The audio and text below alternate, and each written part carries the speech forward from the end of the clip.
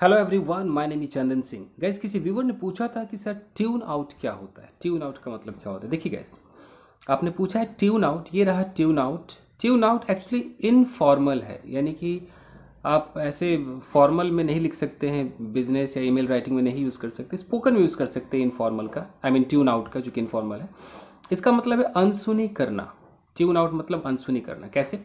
देखिए, to ignore someone, अगर आप किसी को इग्नोर कर देते हैं, या to not give attention to something और समवन, कोई भी चीज़ है, कहीं पर बहुत ज़्यादा शोर मच रहा है लेकिन आप उस शोर पर अटेंशन नहीं देते हैं, या कोई कुछ कह रहा है, आप उस चीज़ पर फोकस नहीं करते, आप उसको जस्ट नज़रअंदाज कर देते हैं, it means you are tuning out. आप उसको ट्यून आउट कर रहे हैं, ट्यून आउट कर रहे हैं, आप इसको ऐसे समझिए।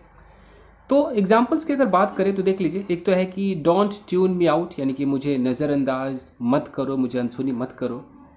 यह है कि माई सन ट्यून्स आउट व्हाट आई से, यानी कि मैं जो भी कहता हूँ, मेरा जो बेटा है उसे ट्यून आउट कर देता है, यानी कि उसे इग्नोर कर देता है, उसे नज़रअंदाज कर देता है। तो ट्यून आउट हम ऐसे इस्तेमाल करेंगे।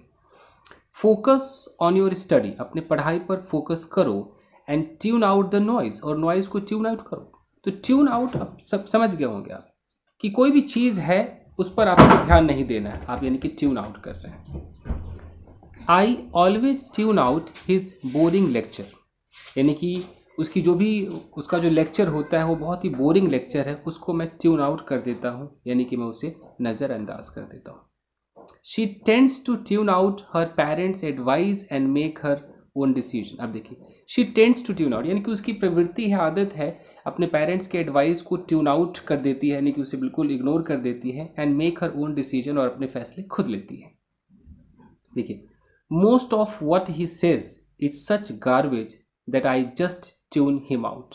Most of what he says, ज़्यादातर वो जो कहता है ना, वो इतना गार्बेज होता है, मतलब बहुत ही बेकार होता है, that I just tune him out, कि मैं उसको ट्यून आउट कर देता हूँ, उसी को ट्यून आउट कर देता हूँ, उसको ही नज़रअंदाज कर देता हूँ कि उसकी कही हुई बातें मुझे चाहिए ही नहीं। तो ये ट्यून आउट है। तो जिन्होंने पूछा, आई होप वो समझ गए होंगे। तो मुझे लगता है कि इसका रिटन इंग्लिश में ज़्यादा इस्तेमाल तो नहीं कर सकते आप, स्पोकन में ही कीजिएगा इस ट्यून आउट, या तो इंग्लिश मूवीज़ वगैरह में आपको ट्यून आउट मिल जाएगा। मैंने इसको बहुत ज़्यादा स्पोकन में भी नहीं देखा है ट्यून आउट को, लेकिन आपने पूछा है तो चलो मैंने आपको समझा दिया। तो बस यही था ट्यून आउट। आई होप कि आपके समझ में आया होगा। अगर आप चाहें तो इसका एक स्क्रीनशॉट ले सकते हैं। ओके, तो बस आज के लिए इतना ही। मिलते हैं अगले वीडियो में। Till then take care, keep practicing and have fun. Thank you guys.